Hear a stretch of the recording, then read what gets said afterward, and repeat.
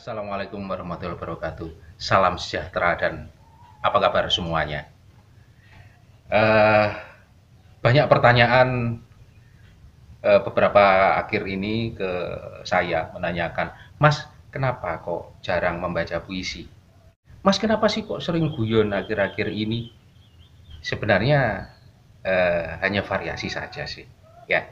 Tapi baiklah, pada kesempatan ini saya ingin ngomong tentang puisi. Saya tidak ingin baca puisi, tapi saya ingin ngomong tentang puisi. Loh, apa yang diomongin tentang puisi? Bagaimana cara melatih membaca puisi? Nah, ini persoalan penting nggak penting ya. Bagaimana cara melatih membaca puisi? Apalagi bagi Anda yang guru, bagi Anda yang pendidik, ya kan? Atau bagi Anda yang bergelut di sanggar-sanggar sastra. Bagaimana sih melatih membaca puisi itu? Nah, saya akan katakan pada Anda bahwa terjadi kesalahkaprahan di sekitar kita tentang bagaimana sih melatih membaca puisi itu. Ada dua hal yang perlu saya sampaikan. Pertama, Anda ini sedang melatih membaca puisi, atau Anda sedang melatih perangkat membaca puisi. Tolong bedakan. Nah, sekarang mari kita kupas satu-satu. Ketika Anda diminta oleh seseorang untuk melatih membaca puisi, yang Anda latihkan adalah bagaimana teknik vokal, bagaimana pernafasan, ya kan, dan yang lain-lainnya.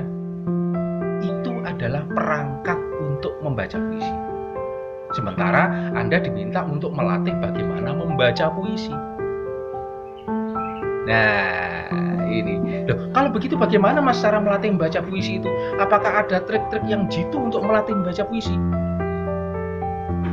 Jujur saya katakan pada Anda, berdasarkan pengalaman saya, ngomong pengalaman saja, saya bukan guru, saya bukan dosen, saya bukan siapa-siapa, saya hanya seorang jujur SP yang kebetulan gemar membaca puisi, gemar bersastra, gemar menulis, dan bermain teater juga. Bagaimana sih Mas kalau begitu? Apakah ada trik yang jitu untuk membaca puisi? Tidak ada. Tidak ada trik yang jitu untuk membaca puisi. Nah, ini barangkali agak nyeleneh yang saya katakan ini, terutama bagi Anda, bagi sahabat-sahabat, bagi teman-teman yang akhir-akhir ini bergelut di dunia puisi. Apakah ada sih trik membaca puisi yang jitu? Tidak ada. Nah, kalau begitu bagaimana orang bisa membaca puisi dengan baik? Nah, ini kuncinya di sini. Antara melatih membaca puisi dan melatih perangkat membaca puisi. Saya lebih cenderung yang pertama. Melatih membaca puisi itu bukan melatih perangkat untuk membaca puisi. Ini digarisbawahi. Melatih membaca puisi bukan melatih perangkat untuk membaca puisi. Lantas bagaimana metodenya? Metode melatih membaca puisi, ini menurut saya, adalah dengan mengerti dan memahami puisi itu. Aplikasinya bagaimana? Diskusi. Ngobrol-ngobrol dengan orang yang kita latih. Kalau begitu itu kan nggak latihan, Mas. Jangan dibayangkan bahwa latihan itu adalah Anda berdiri di tengah lapang, Anda berteriak A, I, U, E, O, kemudian latihan nafas, ambil nafas, simpan di perut, kemudian keluarkan secara pelan-pelan. Bukan itu, ya kan? Melatih membaca puisi itu adalah melatih bagaimana Anda diskusi tentang puisi. Saya ambil contoh, misalkan Anda pilih salah satu puisi yang lahir di angkatan-angkatan kalau kita ngomong periodisasi sastra di masa-masa misalkan pada tahun-tahun 70-an.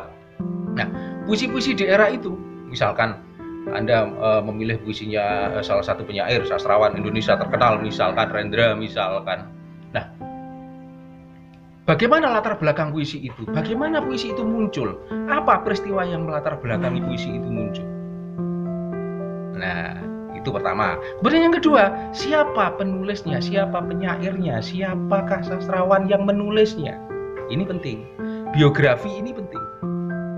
Karena disinilah yang akan mendasari bagaimana seorang anak, bagaimana kita memahami, menghayati puisi itu. Kita harus mengerti latar belakang puisi itu, mengerti bagaimana biografi dari sastrawan atau penulis puisi itu. 2 modal ini udah cukup.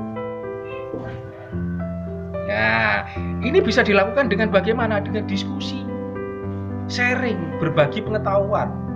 Kalau begitu melatih membaca puisi kan lama, Mas. Tidak ada cara yang instan. Nah, ini tidak ada cara yang instan.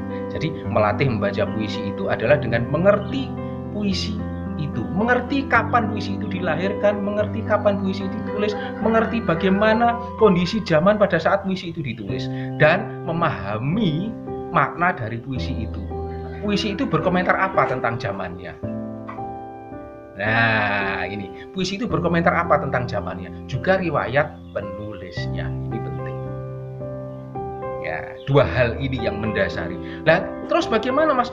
Kalau ditanya bagaimana vokalnya, bagaimana nafasnya, itu nomor 2. Itu nomor berikutnya. Setelah anak memahami bagaimana puisi itu, mengerti bagaimana puisi itu, yang kedua adalah jangan ribet-ribet ngurus dengan urusan vokal, jangan ribet-ribet ngurus dengan urusan olah nafas. Itu nomor sekian. Kalau anak sudah memahami itu, suruh dia baca puisi itu pelan-pelan. Nah, dari baca puisi pelan-pelan itu ketahuan bagaimana dia memahami, bagaimana pemenggalannya, bagaimana intonasinya, bagaimana penekanannya. Itu terjadi otomatis dengan sendirinya kalau anak sudah mengerti dan memahami puisi itu. Jadi nggak usah ada teks puisi misalkan dicoret-coret ya, di jeda, ini jeda pendek, jeda panjang, jeda pendek, jeda panjang. Jadinya mekanik sekali. Pengalaman saya menjadi juri puisi, anak menjadi sangat mekanik sekali. Anak menjadi puisi itu diperlakukan seperti mesin. Ya kan, kapan harus berhenti lama, kapan harus berhenti cepat, kapan ini diucapkan dengan cepat, kapan ini harus ditekan. Seperti mesin, puisi diperlakukan seperti mesin. Dan dampak buruknya adalah si anak yang Anda latih ini menjadi copy paste dari diri Anda. Saya ambil contoh. Misalkan, saya melatih seseorang membaca puisi. Puisi itu langsung saya tandai. Saya tidak ngurus urusan, tidak ngurus urusan yang pertama tadi itu, bagaimana mengerti dan memahami. Saya langsung hadapkan anak pada teks puisi, kemudian saya coret-coret, saya kasih tanda ini berhenti pendek, ini berhenti panjang, ini diucapkan dengan cepat, kemudian dia baca. Ketika dia baca itu, dia adalah copy paste diri saya.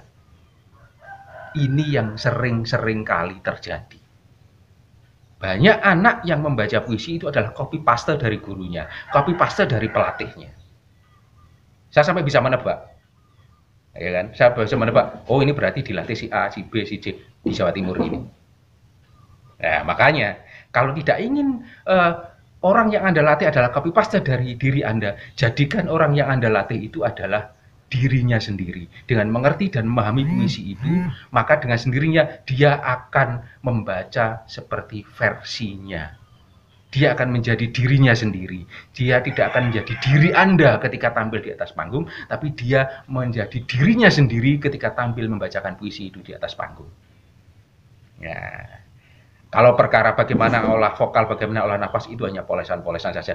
Toh ketika membaca puisi, yang didengar adalah bagaimana si anak tersebut, orang tersebut membacakan puisi itu, menyampaikan makna puisi itu ke audiens.